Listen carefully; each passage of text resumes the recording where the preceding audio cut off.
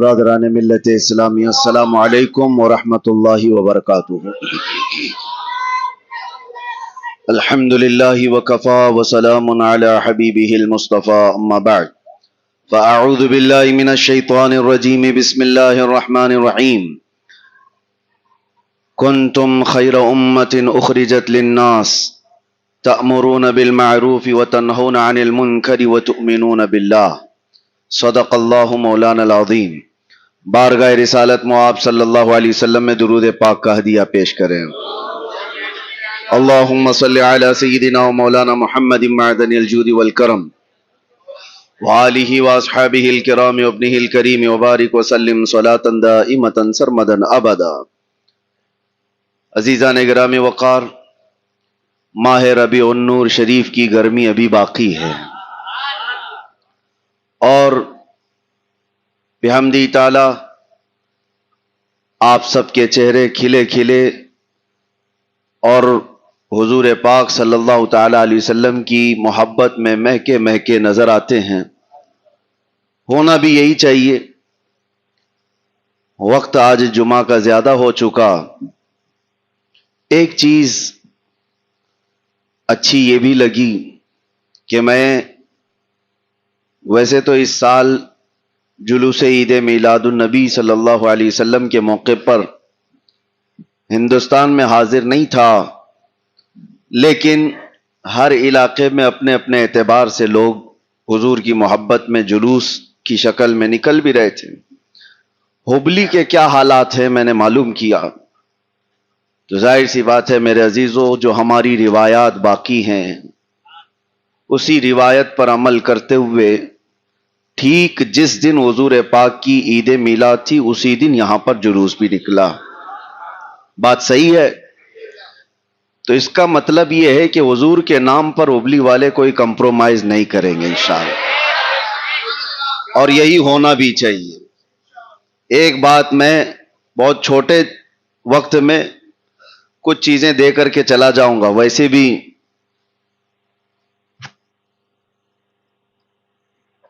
ہمارے آنے جانے کی خبر گرم ہوتی ہے تو بہت سارے لوگ ویسے بھی گرم ہوتے ہیں۔ میں نے محسوس کیا ہے کسی مہمان کی آمد کبھی اپنوں کے لیے بھی نیند اڑا دیتی ہے۔ اپنے بھی انتظار کرتے ہیں، ایکسائٹمنٹ ہوتا ہے کسی محبوب کے آنے کا جس سے محبت کرتے ہیں لوگ۔ کچھ شخصیت ایسی ہوتی ہیں جن کے آنے کے انتظار میں اپنوں کی بھی نیند اڑ جاتی ہے اور غیروں کی تو فیوز ہی اڑتی ہے۔ خیر بات وہ نہیں ہے، لیکن ایک بات میں ضرور کہہ کر کے جاؤں گا۔ 1500 سالہ عید میلاد النبی اس سال منایا جا رہا تھا، کتنا زور و شور اور کتنے زیادہ اہتمامات کیے جا رہے تھے۔ اس کے باوجود جب وقت قریب آ جاتا ہے تو میں ان لوگوں سے یہ ادباً کہوں گا کہ کس چیز نے تمہیں اکسایا اپنے نبی پاک صلی اللہ تعالی علیہ وسلم کے عید میلاد پر کمپرومائز کر لو۔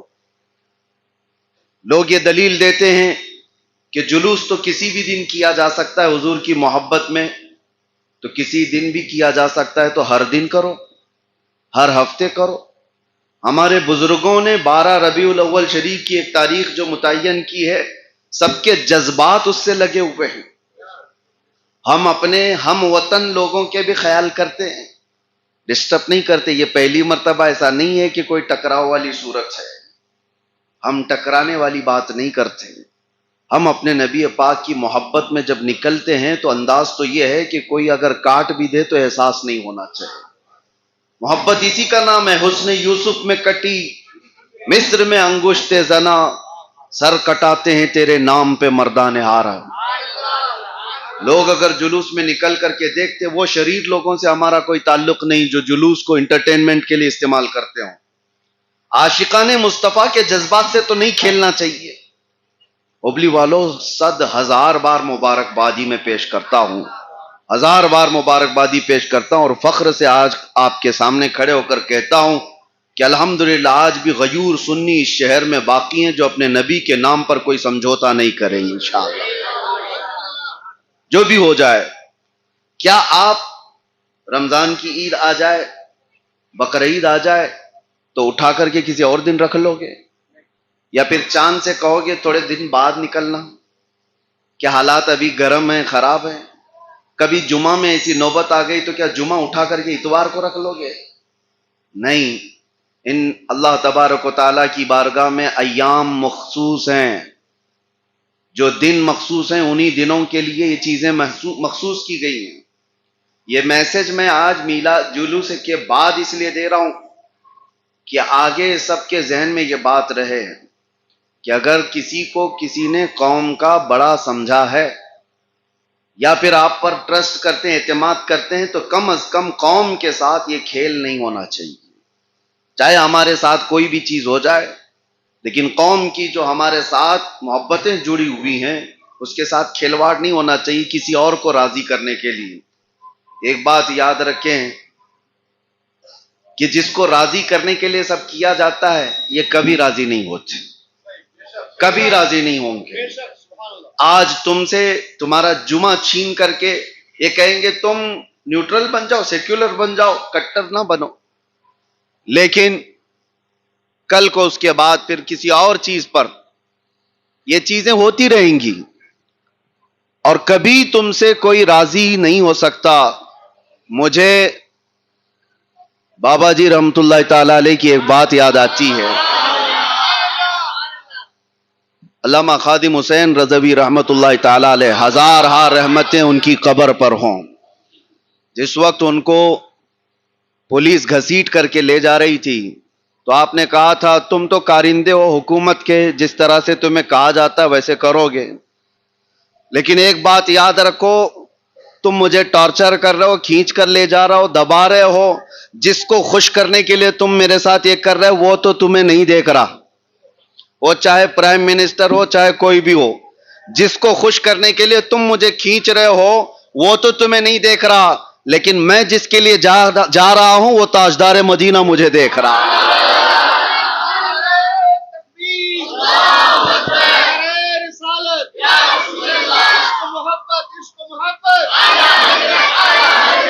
جس کو راضی کرنے کے لیے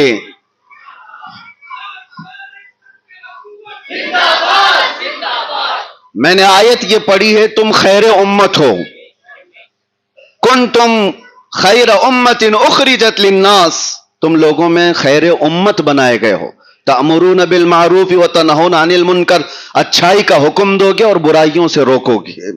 یہ مزاج تمہارا ہے، یہ نہیں ہے کہ دین کے انہدام کی کوشش کرو گے، ہر چیز میں مصلحت کے دروازے ڈھونڈو گے۔ ہر چیز میں مصلحت کے دروازے نہیں ڈھونڈے جاتے۔ لوگ ہم سے یہ بھی کہتے ہیں کہ حالات بڑے خراب ہیں، آپ اس طرح سے بولتے ہیں، بہت سارے لوگ تکلیف میں آ سکتے ہیں، نوجوان اس طرح ہو جائیں گے، اس طرح ہو جائیں گے۔ میں نے کہا کیا یہی نصیحت کوئی امام حسین کو بھی دیا تھا کہ ان کے لیے جو حالات بنے ہوئے تھے، کوئی تو نہیں تھا اس وقت، صرف 82 لوگوں کو لے کر نکل پڑے تھے۔ کسی نے مجھ سے یہ بھی کہا تھا کہ آپ کا ہونا بہت ضروری ہے، نوجوان آپ سے جڑے ہوئے ہیں اور آپ رہیں گے تو دین کا کام ہوتا رہے گا۔ میں ان سے یہی عرض کیا تھا، ادباً عرض کیا تھا، ہم تو پتہ نہیں کس درجے میں آتے ہیں اور نکمے گنہگار، ہم سے کئی کروڑوں درجے زیادہ افضل اور بہتر تھا کہ امام حسین کا زندہ ہونا، ان کا ہونا کتنا ضروری تھا، لیکن ہر بار اپنی سیفٹی اور ہر بار اپنے آس پاس کی چیزیں ہی نہیں دیکھی جاتی۔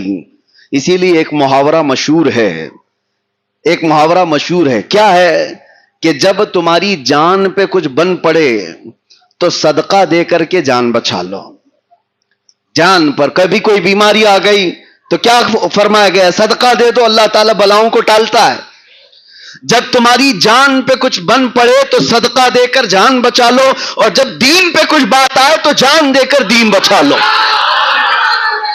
جب دین پہ بات آئے تو پھر صدقہ دے کر کے نہیں، اپنی جان دے کر کے دین کو بچا لو، وہ اہم ہے۔ اسی لیے فاضل بریلوی امام اہل سنت فرماتے ہیں، صدیق بلکہ غار میں جاں ان پہ دے چکے، صدیق بلکہ غار میں جاں ان پہ دے چکے، حفظ جان جو جان فروز غرر کی ہے۔ مطلب جانتے ہو آپ؟ اعلیٰ حضرت کا شعر سنو، جب ہجرت کے موقع پر رسول کریم صلی اللہ تعالیٰ علیہ وسلم غار ثور میں تھے. واقعہ معلوم ہے, حضرت ابو بکر صدیق سارے سوراخوں کو بند کر کے بیٹھے ہوئے تھے. ایک سوراخ پر پاؤں رکھے ہوئے تھے اور اس پر سانپ کاٹ رہا تھا, اور معمولی سانپ نہیں, زہریلا زہر چڑھ گیا تھا. آج بھی آپ پوچھ لینا, معلوم کر لینا, کسی زہریلے سانپ کے کاٹنے سے آدمی صرف آدھے گھنٹے سے 1 گھنٹے کے اندر مر جاتا ہے. صدیق اکبر کو جو سانپ کاٹا تھا وہ زہر ان کے سینے تک آ چکا تھا, پیر سے چڑھتے ہوئے, اور نبی پاک صلی اللہ تعالی علیہ وسلم نے بعد میں ان کا پیر ہٹانے کے بعد اپنا لعاب پاک لگایا, زہر تو ختم ہوا. یہ واقعہ تو معلوم ہے, واقعہ معلوم ہے. لیکن سنو, حضرت ابو بکر صدیق نے رسول کریم صلی اللہ تعالی علیہ وسلم کی حفاظت میں, ناموس رسالت کی حفاظت میں کیا چیز دی؟ پاؤں نہیں, انگلی نہیں, بلکہ اپنی پوری جان داؤ پہ لگا دیا. یہ 5 فرض ہیں ہر مومن کے لیے, جس کا زندگی میں اس کو پالن کرنا بہت ضروری ہے. اس میں سب سے پہلا فرض ہے جان کی حفاظت. جان کی حفاظت, دین کی حفاظت, عزت کی حفاظت. 5 چیزیں جو شریعت میں فرمائی گئی ہیں, اس میں سب سے پہلا فرض آپ کی جان کی حفاظت ہے. جان ہے تو پھر سب کچھ ہے. جان کی حفاظت کے بعد جو دوسرا سب سے بڑا فرض ہے, نماز کی حفاظت. ٹھیک ہے, نماز کی حفاظت. اور مولا علی شیر خدا اسد اللہ الغالب رضی اللہ تعالیٰ عنہ عصر کی نماز کے وقت, حضور پاک کے آرام فرمانے کے وقت کیا کیا تھا انہوں نے؟ سورج ڈوب گیا, ان کی عصر کی نماز قضا ہو گئی. یہ بھی مشہور ہے. کیا حضرت علی جان بوجھ کر کے چھوڑ رہے تھے؟ دیکھ رہے تھے سورج سامنے سے جا رہا ہے, اس کے باوجود حضور پاک صلی اللہ تعالی علیہ وسلم آرام کر رہے ہیں اور حضرت علی جگہ نہیں رہے, اٹھا نہیں رہے. عصر کی نماز قضا ہو گئی, روئے. پھر میرے آقا صلی اللہ علیہ وسلم نے کیا کیا؟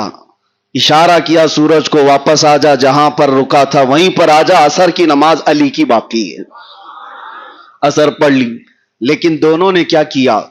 حضرت ابو بکر صدیق نے جان بچانے والا فرض تھا وہ قربان کیا, اور حضرت علی نے نماز کی حفاظت یہ فرض تھی وہ قربان کیا.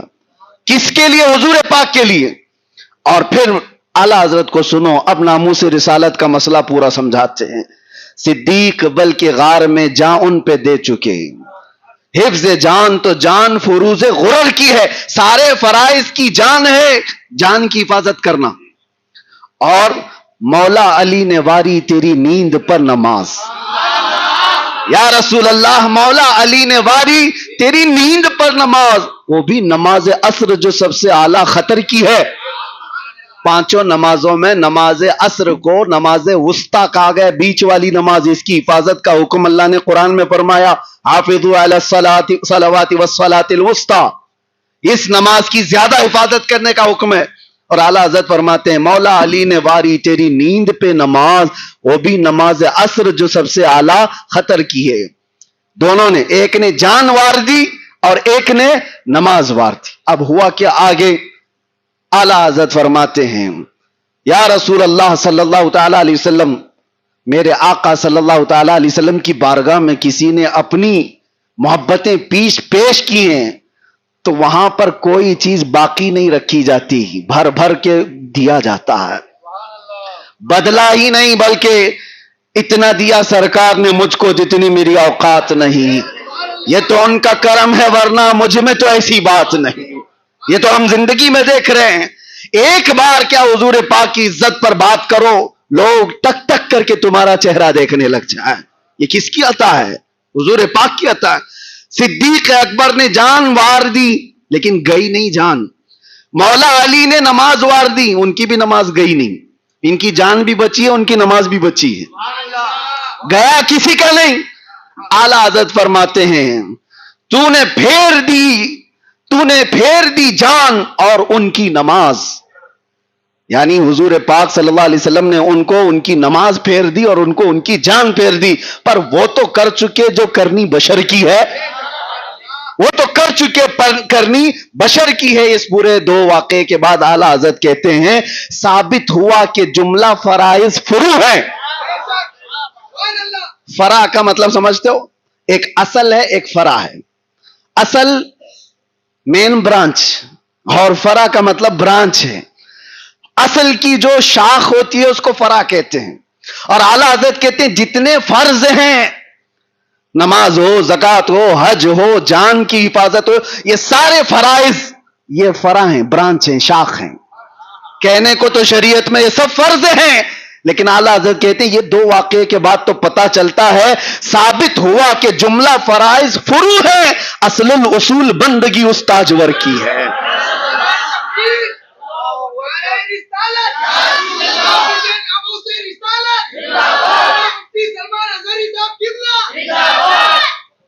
حضور پاک صلی اللہ تعالی علیہ وسلم کی محبت میں نعرے لگائے، میرے نعرے مت لگایا کرو. بار بار میں اس کی تنبیہ کرتا ہوں، ہماری حیثیت نہیں ہے ہمارے نام کے، اور نہ ہی یہ استقبال، نہ ہی یہ سارے شان ہمارے لیے نہیں ہے. یہ ساری چیزیں نبی پاک صلی اللہ تعالی علیہ وسلم کی جب بات ہو رہی ہے تو بات صرف حضور کی ہونی چاہیے. ہم شخصیت پرستی کے قائل نہیں ہیں. ہاں، یہ چومنا، وہ چومنا، ادھر جھکنا، ادھر اٹھانا، یہ ہم اس کے قائل نہیں ہیں. بات اگر بادشاہ کی ہو رہی ہے تو فقیروں کی کیا اس میں ہے؟ کوئی بات ہی نہیں ہے. نبی پاک صلی اللہ تعالی علیہ وسلم کے دربار میں، اسی لیے تو اعلیٰ حضرت کا مشن تو دیکھو، اعلیٰ حضرت کبھی اپنے باپ داداؤں کے قصیدے نہیں پڑھے. ان کے باپ دادے کم نہیں تھے، وقت کے فہامہ، علامہ سب کچھ تھے، لیکن جب قلم اٹھاتے تو یوں کہتے کرو مدح اہل دول رضا، پڑے اس بلا میں میری بلا، میں گدا ہوں اپنے کریم کا، میرا دین پارینہ نہیں. ہمیشہ بارگاہ مصطفیٰ کی تعریف کیا ہے، اسی لیے مولا ان کی تعریف ہر زبان پر آج کرا رہا ہے. آپ بھی اسی طرح اسی ماحول کو باقی رکھو. نعرہ لگے تو میرے مصطفیٰ کا، ہاں لبیک کہا جائے، خوب کہا جائے، یہ تسبیح بھی ہے اور بارگاہ مصطفیٰ کی حضوری بھی ہے.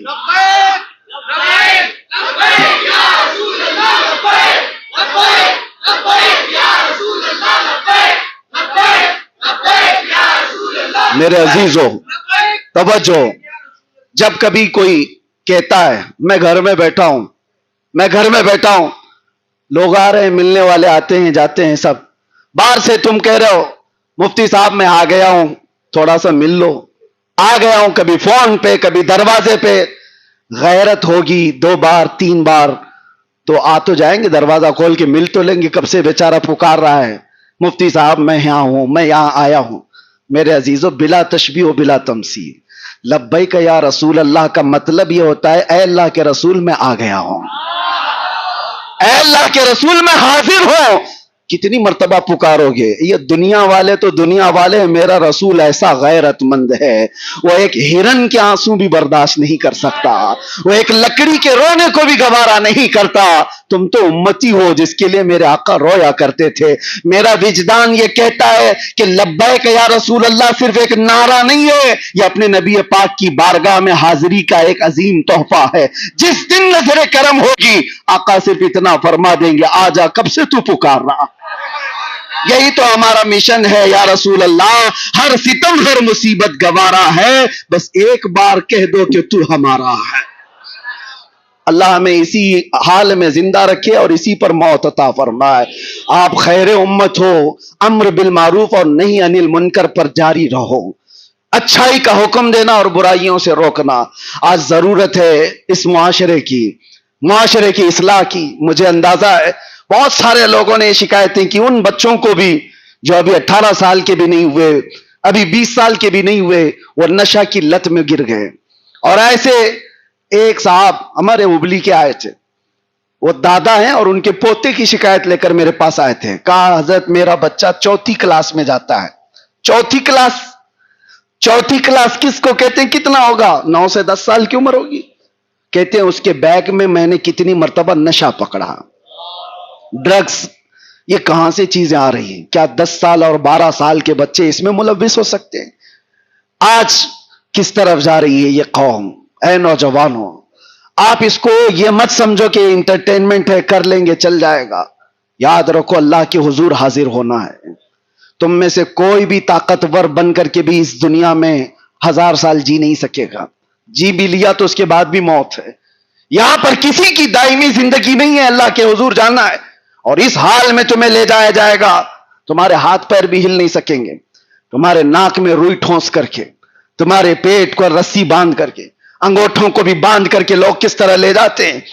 لے جا کر کے امام کے سامنے رکھ کر اس کو نماز پڑھا کر کے ہم دیکھتے ہیں جب جنازے دفن ہوتے ہیں، یہ بندہ اپنی زندگی میں چھوٹی سی مٹی کی دھول بھی اپنے کپڑے پہ برداشت نہیں کرتا تھا، آج اس کے ہی عزیز بھر بھر مٹی بھر کے اس پر مٹی ڈال کر چلے جاتے ہیں۔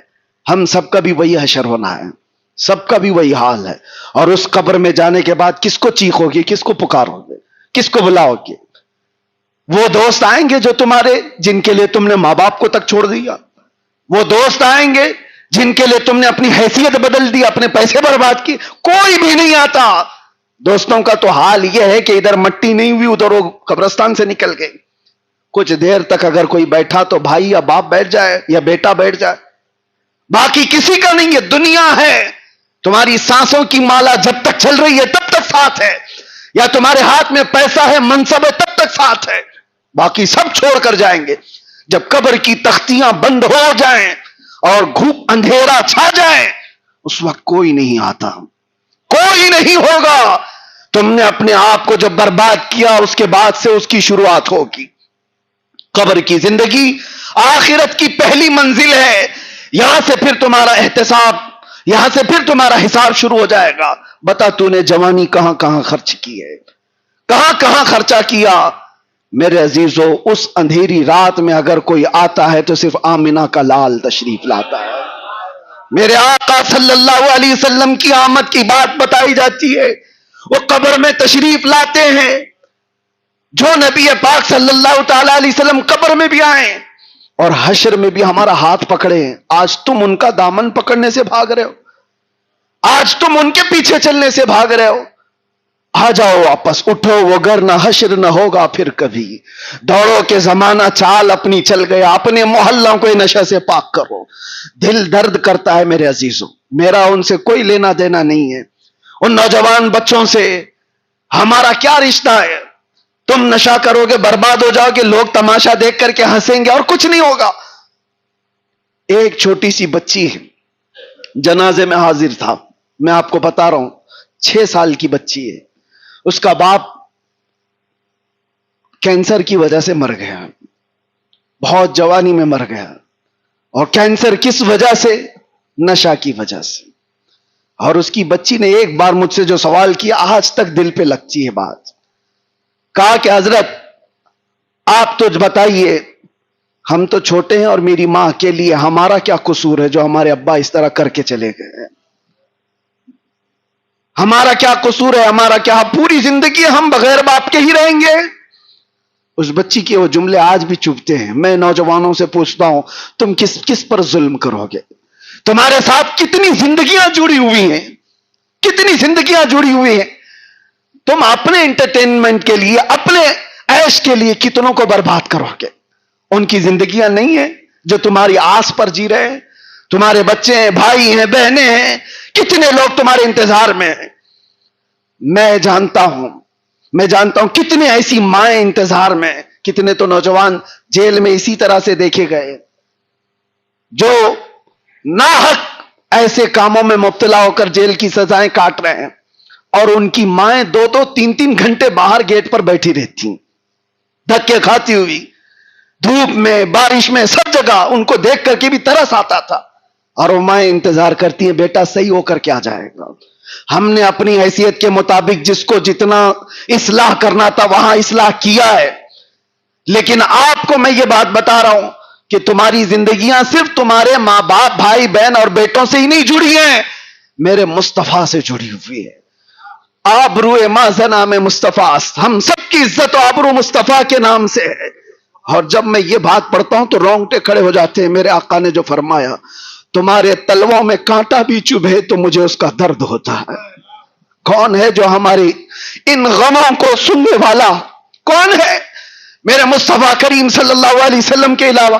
تمہیں پتا ہے ملک الموت جس وقت میرے آقا کی روح لینے آئے تھے، اس وقت میرے آقا نے یہ نہیں کہا کہ نزا کی تکلیف اتنی ہے، بلکہ یہ پوچھا، اے اسرائیل بتا کیا یہ تکلیف میری امت کو بھی دی جائے گی؟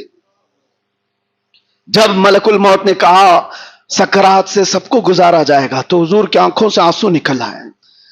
یہ نہیں پوچھا کہ میرے گھر والوں کو بھی تکلیف ہوگی، نہیں، بلکہ میرے آقا نے فرمایا کیا میری امت بھی اس درد سے گزاری جائے گی؟ آپ سے میں کہتا ہوں جو نبی، اسی لیے اعلیٰ حضرت کا میسج یہی تھا، جو نہ بھولا ہم غریبوں کو رضا، یاد اس کی اپنی عادت کیجیے، یاد اس کی اپنی عادت کیجیے۔ آ جاؤ اے نوجوانوں، بارگاہ مصطفیٰ صلی اللہ علیہ وسلم کی اس عظیم چھاؤں میں جہاں پر پلنے والے اپنے آپ کو آسمان کے ستاروں تک پہنچا دیتے ہیں۔ آپ کو پتا ہے ایک عرب نے آدمی کا بول بالا کر دیا، خاک کے ذروں کو ہمدوش سریا کر دیا، خود نہ تھے جو راہ پر اوروں کے ہادی بن گئے، کیا نظر تھی جس نے مردوں کو مسیحا کر دیا۔ آج بھی اس دربار میں آنے کی تمہاری دیر ہے، شرماؤ مت۔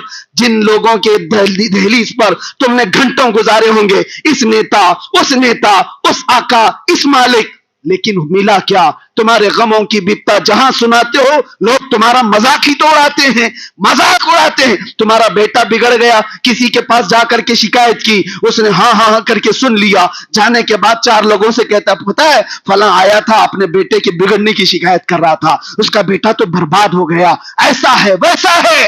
لیکن قسم خدا کی جس نے بارگاہ مصطفیٰ میں عرض کیا، بارگاہ مصطفیٰ میں عرض کیا، میرے آقا صلی اللہ علیہ وسلم کا حال یہ، مکہ کا ایک عظیم ابو حفص سمرقندی رحمت اللہ علیہ فرماتے ایک آدمی مر گیا تھا جس کا چہرہ گدھے کی شکل کا ہو گیا تھا، اور اس کا اکیلا بیٹا تھا، دروازے بند کر دیا یہ سوچتے ہوئے کہ باپ کو یہیں دفن کر دوں گا، اٹھاؤں گا تو لوگ کیا کہیں گے، رو رہا تھا۔ عرض کیا میرے آقا کی بارگاہ میں، اچانک وہ کہتا ہے وہ گھر کی عورتوں کو بھی سمجھا دیا تھا دروازے بند کرو، اس جنازے کو ہمارے باپ کو یہیں دفن کر دیں گے، لوگوں کو نہیں دکھائیں گے، دکھانے جیسا چہرہ بھی نہیں ہے۔ اسی اسنا میں گھر کا ایک دروازہ کھلتا ہے، ایک بزرگ آتے ہیں، چہرے پر چادر پڑی ہے، سیدھے اس میت کے پاس گئے، اس کے چہرے پر ہاتھ رکھا، چادر ڈھانک دی، اور پھر اس نوجوان کے پاس آ کر پوچھتے ہیں وہ بزرگ بتا کیا بات ہے۔ اس نوجوان نے کہا آپ کون ہیں، کیسے آ گئے میرے گھر پر؟ میں نے تو سب دروازے بند کیے تھے، لیکن اب آپ نے دیکھ ہی لیا میرے باپ کو تو دیکھو، اسی لیے تو رو رہا ہوں، غم اس بات کا ہے میرا باپ مر گیا لیکن چہرہ گدھے کی شکل کا ہو گیا۔ تو آنے والے بزرگ نے کہا کچھ بھی تو نہیں ہوا، جا کے دیکھ لے۔ وہ نوجوان کہتا میں اٹھ کر کے اپنے باپ کے چہرے کو دیکھا تو نہایت ہی چمکتا دمکتا چہرہ، کچھ نہیں ہوا۔ اتنے میں وہ بزرگ جا رہے تھے، یہ دامن پکڑ لیا، کہا آپ کون ہیں؟ اللہ کے فرشتے ہو؟ کون ہیں؟ پلٹ کر کے آنے والے بزرگ نے کہا انا محمد رسول اللہ صلی اللہ علیہ وسلم۔ میرے آقا نے فرمایا میں محمد اللہ کا رسول ہوں۔ اس نے قدموں پر گر کر کے پوچھا کہ آقا میرے باپ کے ساتھ کیا ہوا تھا؟ میں یہی بتانا چاہتا ہوں۔ حضور فرماتے ہیں تیرا باپ کچھ گناہوں میں مبتلا تھا جس کی وجہ سے اللہ کا غضب ہوا۔ بیٹے نے پوچھا کیا کیا تھا میرے باپ نے؟ اب توجہ، میرے آقا فرماتے یہ ہماری عادت نہیں کہ باپ کے گناہ بیٹے کو بتائے جائے، یہ ہماری عادت نہیں کہ باپ کے گناہ بیٹے کو بتائے جائیں، جو کیا تھا چھپا دیا گیا۔ آتا ہے فقیروں پہ انہیں پیار کچھ ایسا، خود بھیک دے اور خود کہے منگتے کا بھلا ہو۔ حضور پاک صلی اللہ علیہ وسلم فرماتے ہاں ایک عادت تیرے باپ کی اچھی تھی، اچھی جو ہے وہ بتا دیا، اچھی جو ہے وہ بتایا۔ فرماتے ہیں تیرا باپ اس وقت تک بستر پہ سوتا نہیں تھا جب تک 100 مرتبہ مجھ پہ درود نہیں بھیجتا تھا۔ اس کا انتقال ہوا تو فرشتوں نے مجھے بتایا، میں چل کر کے آ گیا اور اللہ کی بارگاہ میں عرض کیا کہ مولا تیرا غضب ہوا، اس کا چہرہ بدل گیا، لیکن مولا یہ درود پڑھنے والا چہرہ ہے، اگر یہی برباد ہوا تو دنیا کیا تانا دے گی۔ اللہ نے حکم فرمایا محبوب آپ اپنا ہاتھ ہٹاؤ، اس کے چہرے کو سب سے زیادہ حسن ہم دیں گے۔ میرے آقا کا ہاتھ رکھنا تھا کہ وہ چہرہ چمکنے لگا۔ بات یہ عرض کرنا چاہتا ہوں جو کچھ بھی ہے وہ حضور پاک کے دربار سے ہے۔ آ جاؤ ایک بار اپنے تمام معاملات کو لے کر، اسی لیے اعلیٰ حضرت فاضل بریلوی رحمت اللہ تعالی علیہ یہ فرماتے ہیں اپنے دل کا ہے انہی سے آرام، سونپے ہیں سب انہی کو سب کام، سونپے ہیں انہی کو سب کام، چارہ درد رضا کرتے ہیں، لو لگی ہے کہ اس در کے غلام چارہ درد رضا کرتے ہیں، جان و دل ہوش و خرد سب تم مدینے پہنچے، تم نہیں چلتے رضا سارا تو سامان گیا۔ حضور کے دربار میں اپنے آپ کو سرنڈر کرو، پیش کرو، پھر دیکھو عزتوں میں اضافہ کیسے ہوتا ہے۔ اللہ کریم کہنے سننے سے زیادہ عمل کی توفیق عطا فرمائے۔ آ جاؤ، آج جو نوجوان ادھر ادھر بھٹکے ہوئے تھے ان سب کو دعوت فکر دے کر میلاد کی برکت سے، ربیع الاول کی برکت سے اس مجمع میں عرض کرتا ہوں، چلو پکارتے ہیں بارگاہ مصطفیٰ میں سچے دل سے، آؤ ایک بار ایک آواز ہو کر کے عرض کرو، میں مجرم ہوں آقا مجھے ساتھ لے لو، میں مجرم ہوں آقا مجھے ساتھ لے لو، کہ رستے میں ہیں جا بجا تھانے والے، چمک تجھ سے پاتے ہیں سب پانے والے، میرا دل بھی چمکا دے، میرا دل بھی چمکا دے، میرا دل بھی چمکا دے، لبیک یا رسول اللہ، وآخر دعوانا الحمدللہ۔